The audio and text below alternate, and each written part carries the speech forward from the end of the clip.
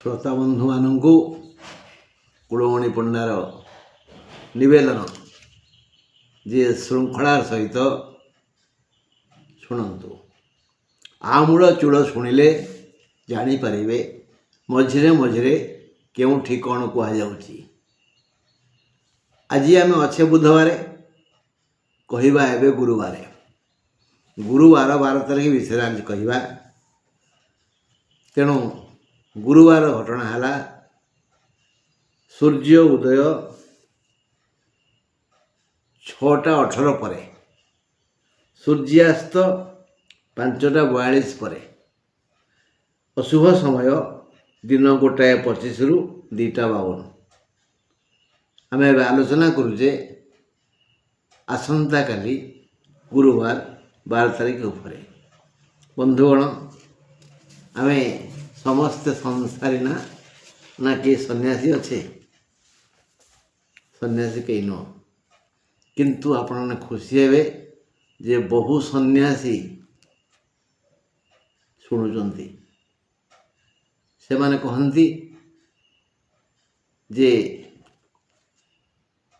आपण कहला बेले जो पारमार्थिक लाभ विषय कहते सी निर्भुल हुए गोटे कहे बस। हाँ बंधु आमे आसंता काली गुरुवार 12 तारीख मेष राशि विशेष भल खबर नहीं। मेष राशि प्रथम राशि मेष राशि तापाई काली किसी भल खबर नहीं। दिन 1:40 पर अश्विन नक्षत्र अशुभ समय आसव। पुणी दुस्समय जनित अपमान मिल पारे। दुस्समय समय रेव करती बड़ाबड़म समय केतेबेले क्या कि प्रकार उपहार दब से उपहार दुख कि सुख समय जाने आउ कई नुह। तेणु यही समय जनित अपमान काली अच्छी अश्विन नक्षत्र 1:40 पर अशुभ समय आसव। जेणु अपमान जोग अच्छी तेणु आम चुपचाप आम काम करवा सबू शुणा जे जगह कहू उत्तर दबानी। जदि कई कलही प्रश्न करे तू कौन काल कौन कहल आउ थे कहना बस ता बाटर से आम बाटर आम जमा कलह करवानी। मौनी न कलह हो नास्ती। यही परिवेश को जानी आमे मेष जनता सावधानता अवलंबन करवा चुप रहिबा क्या मागिबानी धार करज परामर्श दबानी उपदेश 1:40 जाए बड़ भय अच्छी दुर्घटना घटपे देह खराब हो पारे आय रोजगार कमिजीव। गुरुवार 12 तारीख कौन प्रकार शुभ नुह मेष राशि। वृष राशि गुरुवार 12 तारीख आसंता काली 1:40 पर ठारू रोहिणी नक्षत्र अशुभ समय आसव। 1:40 पर ठारू देह खराब देह विश्राम चाहिए।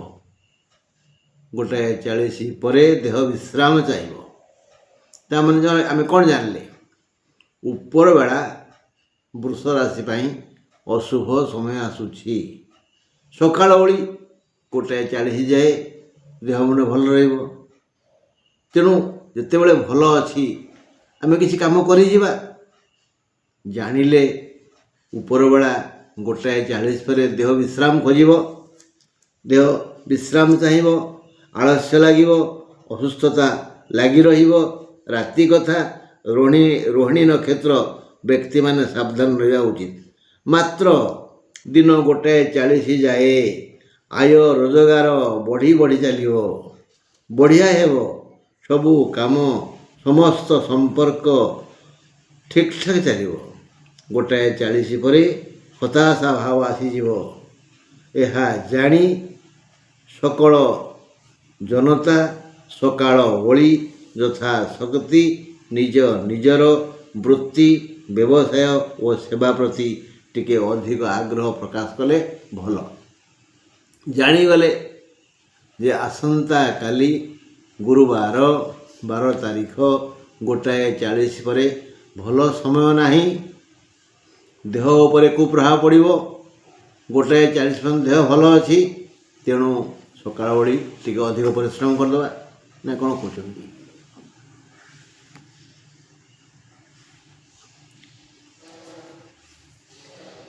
ବାର ତାରିଖ ଆସନ୍ତାକାଲି ଗୁରୁବାର 1:40 ପରେ ଆର୍ଦ୍ରା ନକ୍ଷତ୍ରର ଅଶୁଭ ସମୟ ଆସିବ। ମିଥୁନ ରାଶି କଥା ଆଲୋଚନା କରୁଛେ। ଆର୍ଦ୍ରା ନକ୍ଷତ୍ରର ଅଶୁଭ ସମୟ ଆସିବ 1:40 ପରେ। ଧନ ଲକ୍ଷ୍ମୀ ପ୍ରସନ୍ନ ହୋଇ ନ୍ୟାୟ ନୀତି ସମ୍ପନ୍ନ ଧର୍ମଜ୍ଞ କର୍ମଠଙ୍କୁ ଆଗ ଅଧିକ ଧନ ଦେବେ। 1:40 ପରେ ଧନଲକ୍ଷ୍ମୀ ସେଇମାନଙ୍କୁ ଦୟା କରିବେ ଯେ ନ୍ୟାୟ ନୀତି ସମ୍ପନ୍ନ ଧର୍ମଜ୍ଞ ଆଉ କର୍ମଠ। ତାପରେ ଯେଉଁମାନେ ଖାଲି କର୍ମଠ ତାଙ୍କୁ ଦୟା କରିବେ, ଆଉ ଯେଉଁମାନେ ଅଳସ ତାଙ୍କୁ ଦୟା ନ କରିବେ ନୁହଁ, ସେଟା ହ୍ୟାଣ୍ଡ ଟୁ ମାଉଥ୍, ଅଳ୍ପ ମିଳିବ। ସର୍ବଜନତା ଆବାଳ ବୃଦ୍ଧବନିତା, ଆବାଳ ବୃଦ୍ଧବନିତା ଆଉ ଛୋଟଠୁ ମୋଟ ପର୍ଯ୍ୟନ୍ତ ସମସ୍ତ ବ୍ୟବସାୟୀ ବୃତ୍ତିଜୀବୀ ସମସ୍ତଙ୍କ ପାଖକୁ ଅର୍ଥ ଆସିବ। ଜଳ ଜଳ ଦୁଷିବ, କେମିତି ମୁଁ ପରିଶ୍ରମ କରିବି ଆଉ ଆୟ କରିବି। କିନ୍ତୁ 1:40 ପରେ ଏସବୁ ଶୁଭ ସମୟ ଆସିବ। ମୁଖ୍ୟତଃ ଯେଉଁମାନେ ନ୍ୟାୟ ନୀତି ସମ୍ପନ୍ନ ଧର୍ମଜ୍ଞ ଆଉ କର୍ମଠ କର୍ତ୍ତବ୍ୟ ପରାୟଣ ସେମାନଙ୍କର ଆଜି ବଢ଼ିଆ ବଢ଼ିଆ ବଢ଼ିଆ ଲାଭ ହେବ 1:40 ପରେ।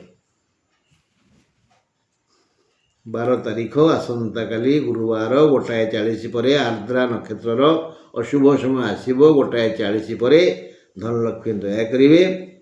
ତେଣୁ ଶ୍ରମ ଅନୁସାରେ ଯେତିକି ଯିଏ ଶ୍ରମ କରିବ, ମୂଳଧନ ଯେତିକି ଖଟେଇଛି ସେ ଅନୁଯାୟୀ ଲାଭ ରୋଜଗାର ହେବ। ଅନ୍ୟମାନଙ୍କୁ ମହାଲକ୍ଷ୍ମୀ ଦୟା ନ କରିବେ ତା ବୋଲି ନୁହେଁ, ତେବେ ସାଧାରଣ ଭାବରେ ଧନ ପାଖକୁ ଆସିବ। ସେହି ଅସୁବିଧା ଅଭାବ କେବେ ବି କାହାକୁ କଷ୍ଟ ଦେବନି। 1:40 ଯାଏ ଅର୍ଥ ପଦାର୍ଥ ସ୍ନେହ ଆଶୀର୍ବାଦ ଆଦି ବିବିଧ ପ୍ରକାର ସୁବିଧା ମିଳିବ। ଦେହ ସାମାନ୍ୟ ଅସୁସ୍ଥ ହେବ, ଲାଭ ବହୁତ ହେବ। କର୍କଟ କଥା ବୁଝିବା।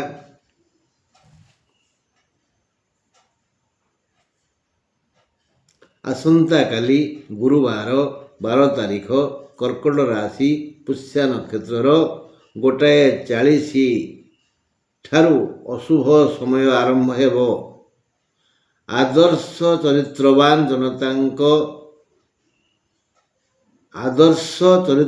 ଜନତାଙ୍କୁ ଘରଜନ ଓ ପରଜନ ସାହାଯ୍ୟ ସହଯୋଗ କରିବେ। 1:40 ଯାଏ ଏମାନଙ୍କୁ ବିବିଧ ସୁଖ ମିଳିବ। ତାପରେ ବସ୍ତୁ ଦ୍ରବ୍ୟ ଅର୍ଥ ଖାଦ୍ୟ ଶଯ୍ୟା ଆଦି ଆବଶ୍ୟକୀୟ ବସ୍ତୁ ଲାଭ ହେବ। ଏହି ସୁଖ ଓ ଲାଭ ବ୍ୟକ୍ତି ଭେଦରେ ଅବଶ୍ୟ ଭିନ୍ନ ଭିନ୍ନ ହେବ। ଦେହ ମୁଣ୍ଡ ସୁସ୍ଥ ରହିବ। ଭଲ ଦିନ କର୍କଟ ପାଇଁ ଗୁରୁବାର 12 ତାରିଖ ଭଲ ଦିନ। କେବଳ ପୁଷ୍ୟା ନକ୍ଷତ୍ର ପାଇଁ ଅଶୁଭ। ତେଣୁ ଆଜି ଆୟ ହେବ, ଲାଭ ହେବ। ଘରେ ବସିଥିଲେ ବି କେହି ଆସି କ'ଣ ଦେଇଯିବ, କ'ଣ ମାଗଣା? ନା, ଆମେ କର୍କଟ ରାଶି ଲୋକେ କାହାକୁ କେବେ ଦେଇଛେ, କିଛି ଭଲ କାମ କରିଛେ, ତାର ଫଳ ସ୍ୱରୂପ ଆଜି ଗୁରୁବାର ଆମକୁ କିଛି ମିଳିବ। ଦବା ଭଲ କଥା ନା, କିନ୍ତୁ ସତ୍ପାତ୍ରରେ ଦବା ତାଠୁ ଭଲ କଥା। ହଁ ବନ୍ଧୁ, ସିଂହ ରାଶି କଥା। ଗୁରୁବାର ତାରିଖ ଆସନ୍ତାକାଲି ସିଂହ ରାଶିର ଲୋକଙ୍କ ପାଇଁ ସତର୍କତା ଅଛି ଯେ କୁଆଡ଼େ ଯାଆନ୍ତୁନି।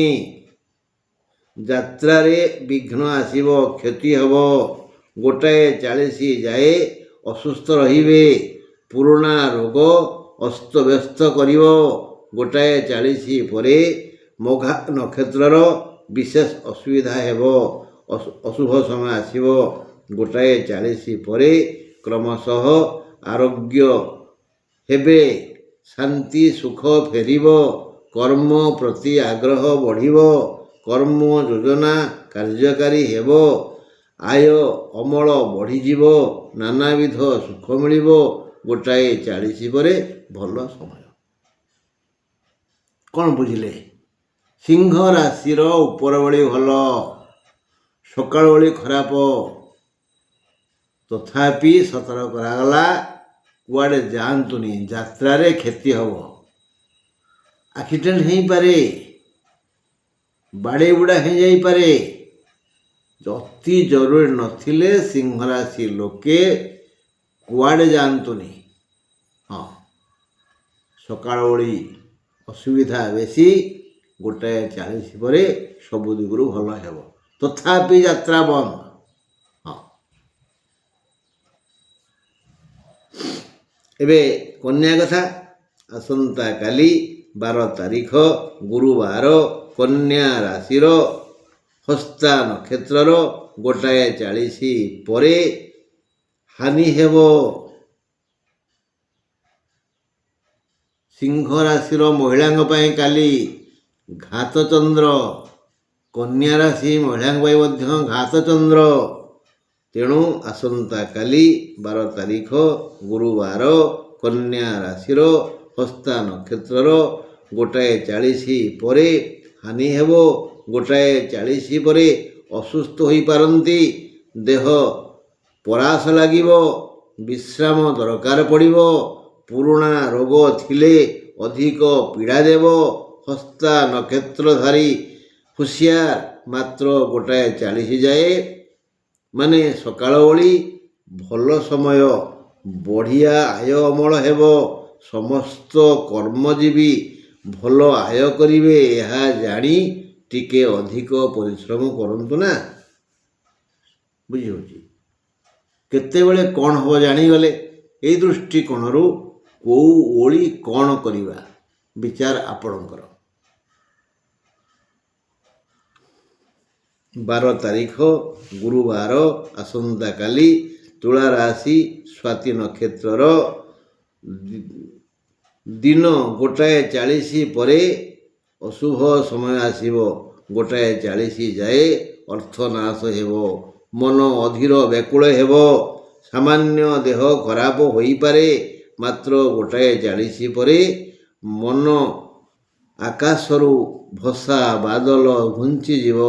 ଆୟ ଅମଳ କରିବା ପାଇଁ ମନ ଚଞ୍ଚଳ ହେବ, ଉଚ୍ଛନ୍ନ ହେବ।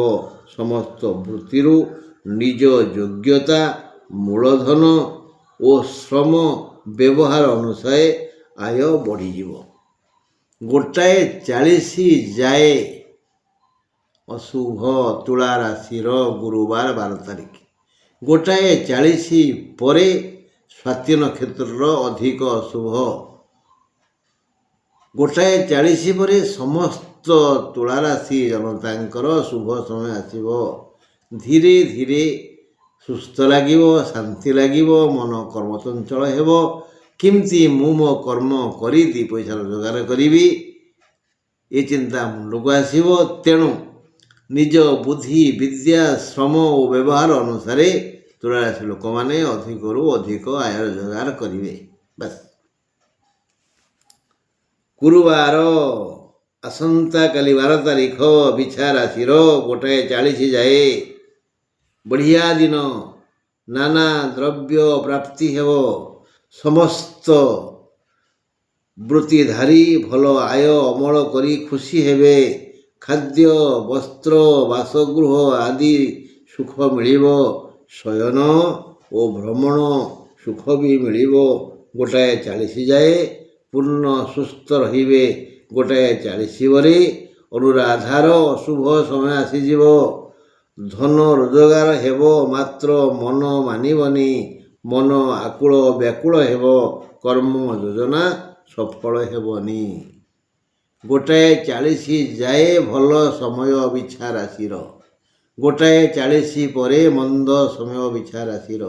ବିଶେଷ କରି 1:40 ପରେ ଅନୁରାଧାର ଟିକେ ଅଧିକ ଅଶୁଭ ସମୟ ଆସିବ। ଏହା ଜାଣିଗଲେ, ଏଣୁ 1:40 ପର୍ଯ୍ୟନ୍ତ ଆମେ ଯିଏ ଯେଉଁ ବୃତ୍ତି, ବ୍ୟବସାୟ, ବ୍ୟବହାର, ସେବା ପ୍ରବୃତ୍ତି କରୁଛେ, ଯେଉଁଥିରୁ ଆମେ ରୋଜଗାର କରୁଛେ, ଯାହା ପାଇଁ ଆମ ଦେହ ସୁସ୍ଥ ଅଛି, ପରିବାର ଚଳାଉଛେ, ସେ ବୃତ୍ତିକି ଟିକେ ଶ୍ରଦ୍ଧା କରିବା, ଅଧିକ ପରିଶ୍ରମ କରିବା। କ୍ଷତି କ'ଣ? ଆସନ୍ତାକାଲି 12 ତାରିଖ ଗୁରୁବାର, ଧନୁ ରାଶିର ମୂଳା ନକ୍ଷତ୍ରର ଦିନ 1:40ରୁ ଅଶୁଭ ସମୟ ଆସିବ। ମାତ୍ର ବିଶେଷ ଦୁଃଖ ନାହିଁ। ଏଇ ଯେଉଁ ମୂଳା ନକ୍ଷତ୍ରର ଯେଉଁ ଦୁଃଖ ଆସିବ ବେଶୀ ବାଧିବନି, ସାମାନ୍ୟ। 1:40 ପରଠାରୁ ସବୁ ସୁବିଧା ହେବ। ସ୍ୱାସ୍ଥ୍ୟ ସମସ୍ୟା ଦୂର ହେବ। ଖାଦ୍ୟ ପେୟ ରୁଚିକର ହେବ। ଆୟ ଅମଳ ବଢ଼ିଯିବ। ମାତ୍ର ସେ ଯାଏ ବ୍ୟୟ ବଢ଼ିଯିବ, ବ୍ୟାଧି ବଢ଼ିଯିବ, ଋଣ ବି ବଢ଼ିଯିବ। ଏଣୁ ସେ ଯାଏ ମନ ଦୁଃଖରେ ସମୟ କଟିବ। ଚେଷ୍ଟା କଲେ ସକାଳର ହାନି ଲାଭରେ ପରିଣତ ହେବ। 1:40 ସମୟ ଦିଆଗଲା।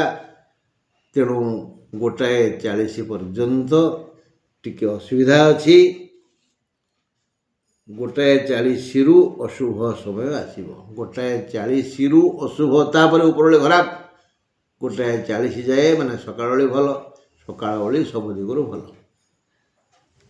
ଗୁରୁବାର 12 ତାରିଖ ଆସନ୍ତାକାଲି ମକର ରାଶିର ଘାତ ଚନ୍ଦ୍ର।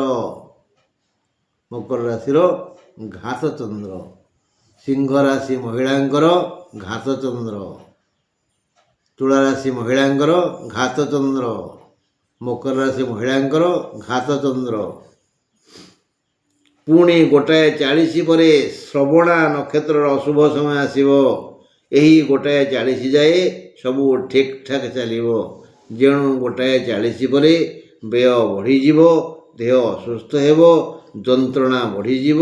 ତେଣୁ 1:40 ଯାଏ ବୃତ୍ତି, ସେବା ଓ ବ୍ୟବସାୟରେ ମନୋନିବେଶ କରି ଟିକେ ଅଧିକ ଶ୍ରମ କରି ଆୟର ପରିମାଣ ବଢ଼ାଇବା ଉଚିତ ବୋଲି ଶାସ୍ତ୍ରଜ୍ଞ କହିଛନ୍ତି। ବୁଝାପଡ଼ିଲା? 12 ତାରିଖ ଆସନ୍ତାକାଲି ଗୁରୁବାର 1:40ରୁ ଶତଭିସାର ଅଶୁଭ ସମୟ ଆସିବ। ମୋଟାମୋଟି କୁମ୍ଭ ରାଶି ପାଇଁ ଏକ ଆନନ୍ଦ ଉତ୍ସବର ଦିନ ଗୁରୁବାର। ବିବିଧ ଉପାୟରେ ଅର୍ଥ ଲାଭ ହେବ। ସମସ୍ତ ବୃତ୍ତିଧାରୀ ଖୁସିରେ ସମୟ କାଟିବେ। ଦେହ ସୁସ୍ଥ ରହିବ। 1:40 ଯାଏ କରିଥିବା ସମସ୍ତ ଯୋଜନା ସଫଳ ରୂପ ନେବ। 1:40 ପରେ ଆୟ ଓ ଲାଭ ବଢ଼ିଯିବ। ଦେହ ସବୁ ଦିଗରୁ ଶାନ୍ତି ପାଇବ। ସବୁ ମହଲରେ ଆନନ୍ଦ ସମ୍ମାନ ପାଇବେ। କାଲି କୁମ୍ଭ ରାଶି ଗୁରୁବାର 12 ତାରିଖ ସବୁ ଦିଗରୁ ଭଲ। ଧନ, ମନ, ସମ୍ମାନ ସବୁ ଶାନ୍ତିପ୍ରଦ ହେବ। ଖାଦ୍ୟ ପେୟ, ଶୟନ, ଭ୍ରମଣ, ଦେବଦର୍ଶନ, ପଠନ ଏସବୁ ଯୋଜନା ସଫଳ ହେବ, ସାକାର ରୂପ ନେବ। ମୋଟାମୋଟି ଭାବରେ ଆସନ୍ତାକାଲି ଗୁରୁବାର କୁମ୍ଭ ରାଶିର ସବୁ ଦିଗରୁ ଭଲ। ଆସନ୍ତାକାଲି ଗୁରୁବାର 12 ତାରିଖ ମୀନ ରାଶିର ଉତ୍ତର ଭାଦ୍ର ନକ୍ଷତ୍ରର 1:40ରୁ ଅଶୁଭ ସମୟ ଆସିବ। 1:40 ପରଠାରୁ କର୍ମ ଯୋଜନାରେ ଆଗ୍ରହ ହେବ। 1:40 ପରଠୁ ଭଲ ଟାଇମ୍। 1:40 ପରଠାରୁ କର୍ମ ଯୋଜନାରେ ଅଗ୍ରସର ହେବେ। ସକାଳ ଓଳି ଅପେକ୍ଷା ଉପର ଓଳି ସମୟ ଆନନ୍ଦରେ କଟିବ। ସକାଳ ଓଳି ଟିକେ ଅସୁବିଧା। 1:40 ପର୍ଯ୍ୟନ୍ତ ସବୁ ଦିଗରୁ ବାନ୍ଧା। ଦେହ ଟିକେ ଭଲ ଲାଗିବନି, ମନ ଭଲ ଲାଗିବନି ଇତ୍ୟାଦି। ରୋଜଗାର ବି ବଢ଼ିଆ ହେବ 1:40 ପରେ। 1:40 ପରଠାରୁ ସବୁ ସୁଖ ଆସିବ। 1:40 ଯାଏ ସବୁ ଅସୁଖ, ଦୁଃଖ, ଅସୁବିଧା ହେବ। ଦେହ ଠିକ୍ଠାକ୍ ରହିବ। ଦୂରଯାତ୍ରା ଯୋଗ ଅଛି। 1:40 ଯାଏ ମନ ଘର ଧରିବନି। ଅପମାନ ମିଳିବାର ଭୟ ଅଛି। ଏଣୁ ଚୁପଚାପ ସବୁ ଶୁଣନ୍ତୁ, କିଛି କହନ୍ତୁନି, କାମ କରିଚାଲନ୍ତୁ। ଯୁକ୍ତି ତର୍କ ଜମା କରନ୍ତୁନି 1:40 ଯାଏ। 1:40 ପରେ ଅଣ୍ଟାକୁ ବଳ ଆସିବ, ମନକୁ ବଳ ଆସିବ, ମୁଣ୍ଡକୁ ବଳ ଆସିବ, ବାହୁକୁ ବଳ ଆସିବ। ଯାହା ଝଗଡ଼ାଝାଟି କରିବାର ଅଛି 1:40 ପରେ କରନ୍ତୁ। 1:40 ପର୍ଯ୍ୟନ୍ତ ବିଶ୍ରାମ ନିଅନ୍ତୁ, ଚୁପଚାପ କାମ କରନ୍ତୁ, ସବୁ ଠିକ୍ଠାକ୍ ହେଇଯିବ। ହଉ ବନ୍ଧୁ, ପୁଣି ଏ ସମୟ ଇସରା ଦେଲାଣି ଯେ ଆମେ ଏବେ ଚୁପ୍ ରହିବା। ଆସନ୍ତା କାଲି ପାଇଁ ଈଶ୍ୱରଙ୍କୁ ଡାକିବା, ହେ ପ୍ରଭୁ ଦୟାକର। ନମସ୍କାର।